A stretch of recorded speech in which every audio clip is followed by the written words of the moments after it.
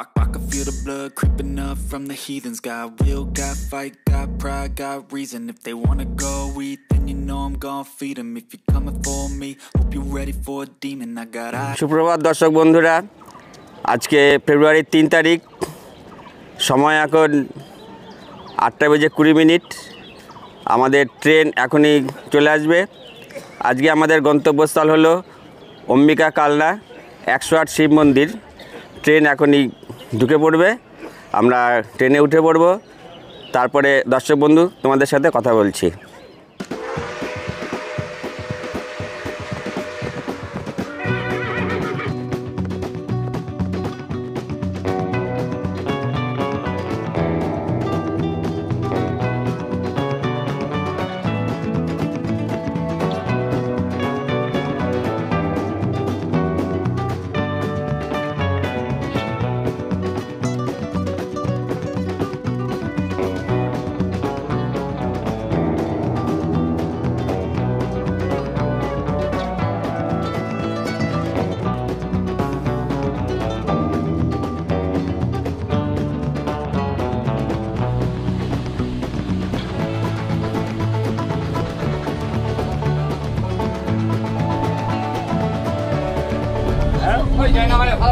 যাবো 12টা 50 টাকায় যাবো। আমি ভালো মিষ্টি মৌসুমি হবে, এই যে ভালো মাছ মাটা খান।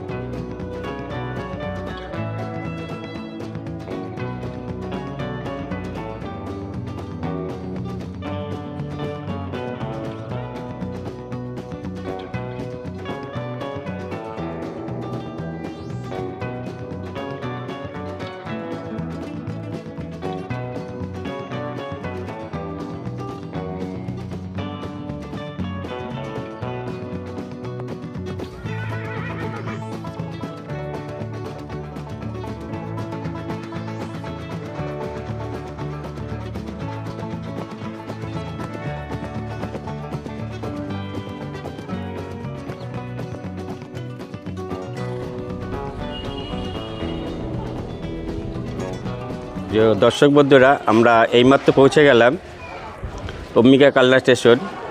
এইমাত্র ট্রেন থেকে নামলাম। আমরা আস্তে আস্তে এগিয়ে যাব 108 শিব মন্দির দর্শন করার জন্য। বাইরে গিয়ে টোটো ধরবো, কত কিনা আপনাদেরকে দেখাচ্ছি। তার আগে আপনাদেরকে একটু বলে দিই, যারা হাওড়া থেকে আসছেন অনেক কাটোয়া লোকাল আছে, আপনার কাটোয়া লোকাল ধরেও আসতে পারেন, অনেক এক্সপ্রেস আছে, এক্সপ্রেস ধরেও আসতে পারেন। আমার ডেসক্রিপশন বক্সে কাটোয়া লোকালের টাইম এবং সমস্ত কিছু দিয়ে দেবো, আপনারা একটু দেখে নেবেন। এবং শিয়ালদা থেকে আজ সকালে একটা ট্রেন আছে 8টা 6, আপনারা শিয়ালদা থেকে ওটাও আসতে পারেন। এবং অনেক এক্সপ্রেস আছে, সেটাতেও আপনারা আসতে পারেন। তবে চলুন যাই, আস্তে আস্তে আমরা বাইরের দিকে এগিয়ে যাই। বন্ধুরা, আপনারা যারা হাওড়া থেকে আসছেন, হাওড়া কাটোয়া লোকাল প্রচুর রয়েছে, এছাড়াও অনেক এক্সপ্রেসও আছে, আপনারা চাইলে এক্সপ্রেসও আসতে পারেন।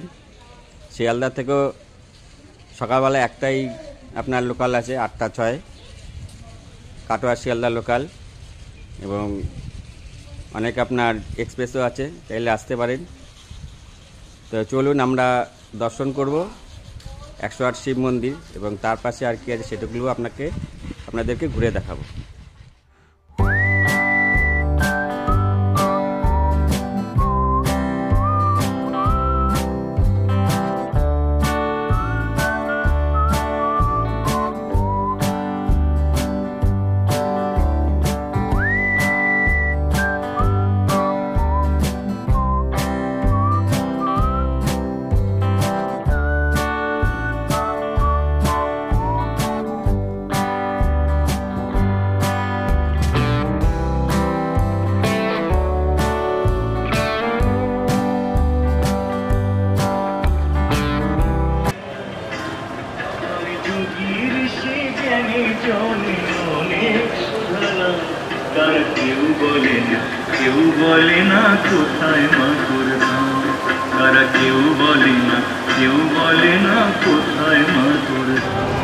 দর্শক বন্ধুরা, আমরা টোটোতে উঠে পড়লাম।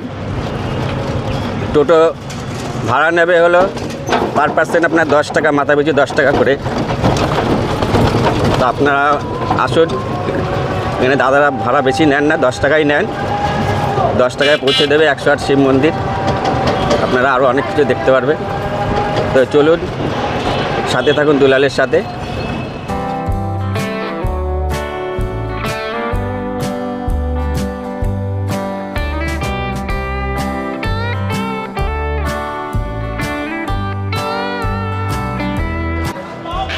দর্শক বন্ধুরা, আমরা পৌঁছে গেলাম 108 শিব মন্দির। তবে এরপরে আস্তে আস্তে আমরা ভিতরে প্রবেশ করব। চলুন যাই। ভাগীরথীর পশ্চিম তীরে অবস্থিত অম্বিকা কালনা একসময় একটি সমৃদ্ধ বন্দর শহর হিসেবে বিকাশ লাভ করেছিল। এটি 18 শতকের শেষের দিকে বর্ধমান মহারাজাদের পৃষ্ঠপোষকতায় গৌরবের শিখরে পৌঁছেছিল। রাজবাড়ি কমপ্লেক্সের এই প্রবেশদ্বার ভিতরে ঢুকেই বাঁদিকে দেখতে পাচ্ছেন প্রতাপেশ্বর মন্দির। রাজবাড়ি কমপ্লেক্সের মন্দিরগুলির মধ্যে প্রতাপেশ্বর মন্দির হলো সবথেকে ছোট এবং সবথেকে অলংকৃত এই মন্দিরটি। এই মন্দিরের চারপাশে অসংখ্য টেরাকোটা পোড়ামাটির কাজ রয়েছে। প্রতাপেশ্বরের মন্দিরের বাঁদিকে একটি ছোট্ট কামান আছে এবং ডান দিকে আপনারা দেখতে পাচ্ছেন একটি রাসমঞ্চ। এই রাসমঞ্চের ছাদ অনেক আগেই ধসে পড়েছে। এই রাজবাড়ির ভিতরকার পরিবেশ ভীষণই মনোমুগ্ধকর। এখন আপনারা দেখতে পাচ্ছেন কালনা কোরাস। জানি না আমি এর ভিতরে কি কাজ হতো এই প্রেক্ষাগৃহতে, আপনারা জানলে কমেন্ট বক্সে একটু কমেন্ট করে দিয়েন। কালনা রাজবাড়ির রাসমঞ্চটির একটি গম্বুজ চূড়া রয়েছে এবং আরও দুটি বিশেষ অংশ রয়েছে। বাইরের অংশে 24টি খিলানযুক্ত প্রবেশদ্বার রয়েছে এবং ভিতরের অংশটিতে 4টি প্রবেশদ্বার রয়েছে। শুভ রাস উৎসবে সাধারণ মানুষ এখানে জড়ো হতো এবং লালজি ও মদন গোপালজির গল্প বর্ণনা করতেন। খুব অপরূপ এই সুন্দর এই লালজির যে রাসমঞ্চটি খুবই এখনও খুব দারুণ অপরূপ দেখতে।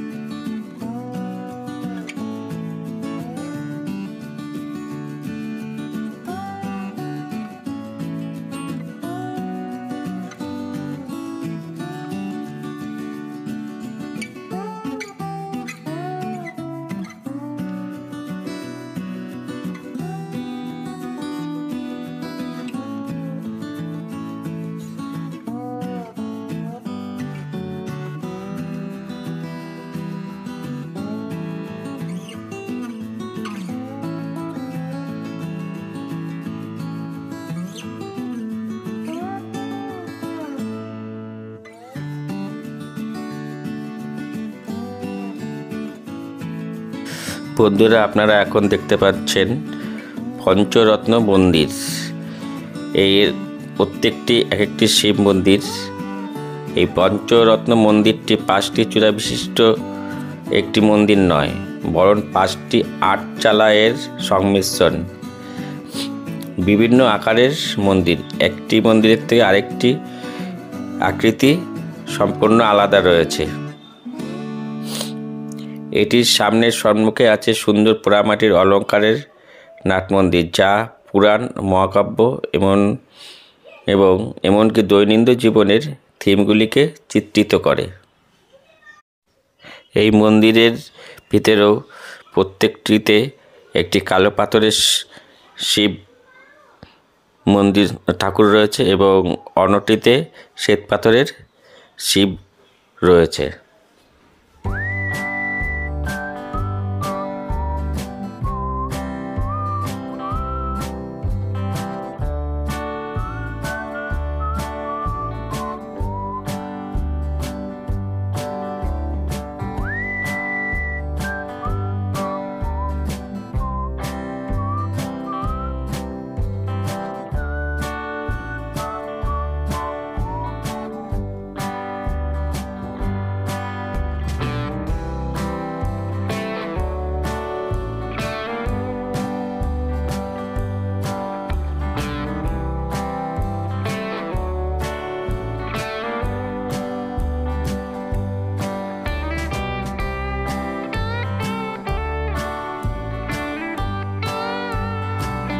এটি একটি রাজবাড়ির কমপ্লেক্স, প্লেন ছাদযুক্ত।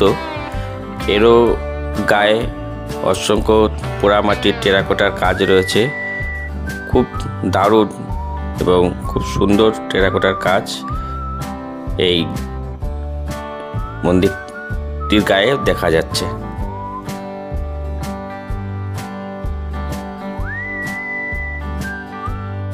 বন্ধুরা, আপনারা যে পাঁচিল ঘেরা অংশটি দেখতে পাচ্ছেন, এর ভিতরেই রয়েছে কৃষ্ণচন্দ্রজির মন্দির। আমরা আস্তে আস্তে ভিতরে প্রবেশ করলাম। এখন এর সামনে আপনারা দেখতে পাচ্ছেন যে কৃষ্ণচন্দ্রজির মন্দির রয়েছে।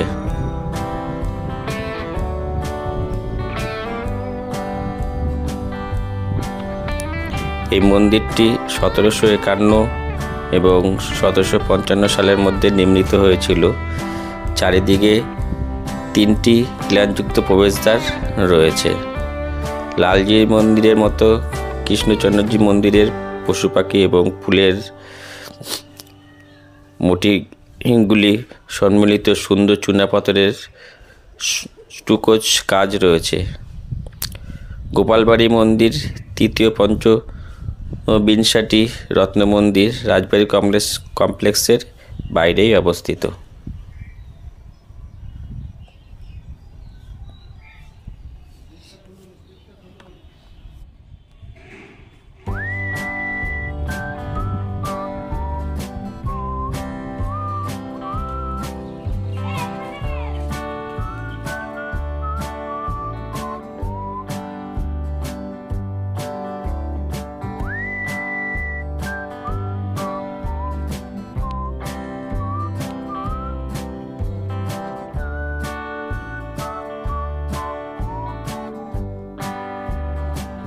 এটি হলো লালজির মন্দির। 1739 সালে নির্মিত লালজির মন্দিরটি রাজবাড়ি কমপ্লেক্সের প্রাচীনতম মন্দির। মহারাজা জগৎরামের স্ত্রী ব্রজকিশোরী দেবী এটি নির্মাণ করেছিলেন। এতে রাধাকৃষ্ণের মূর্তি রয়েছে। ঐতিহ্যবাহী পঞ্চবিংশতি রত্ন মন্দিরের বিপরীতে লালজি মন্দিরের দ্বিতীয় তলাটি অষ্টভুজাকার এবং এইভাবে 8টি কোণে একটি করে চূড়া রয়েছে। লালজির মন্দিরের একসময় বিস্তৃত টেরাকোটা প্যানেল ছিল, কিন্তু আজ পর্যন্ত মাত্র 1 হাত পূর্ণ টিকে রয়েছে। মন্দিরটিতে চুনাপাথরের বিস্তৃত স্টুকো অলঙ্কারের চিহ্ন রয়েছে। লালজি মন্দিরের ঠিক সামনেই একটি 4তলা। দর্শক বন্ধুরা, আমরা আস্তে আস্তে ভিতরে প্রবেশ করছি, আর এখানে আপনাকে জুতো খুলেই যেতে হবে। বন্ধুরা, আমরা এইমাত্র প্রবেশ করলাম 108টি শিব মন্দিরের ভিতরে। এই যে বাইরের যে অংশ আপনারা দেখতে পাচ্ছেন, এর বাইরে রয়েছে 74টি শিব মন্দির এবং ভিতরের যে অংশটি দেখতে পাচ্ছেন তার মধ্যে রয়েছে 34টি শিব মন্দির। এই মোট 108টি শিব মন্দির রয়েছে। আর এই মন্দিরের বিশেষত্ব হলো যে একটি শিব মন্দিরের ভিতরে কালো পাথরের শিব ঠাকুর রয়েছে এবং ঠিক তার অপরটিতে রয়েছে শ্বেত পাথরের শিব ঠাকুর। আমরা রাজবাড়ির সমস্ত কিছু ঘুরে দেখলাম এবং ঘুরে দেখলাম 108 শিব মন্দির। তবে দর্শক বন্ধুরা, ভিডিওটা আজকের মতো এখানেই শেষ করছি। দেখা হচ্ছে আপনাদের সাথে আগামী পর্বে। ততক্ষণ আপনারা আমার সাথে থাকুন এবং সঙ্গে থাকুন। আমাকে ভীষণভাবে সাপোর্ট করুন এবং আমার সাথে থাকার জন্যে চ্যানেলটিকে সাবস্ক্রাইব করে রাখুন। ধন্যবাদ।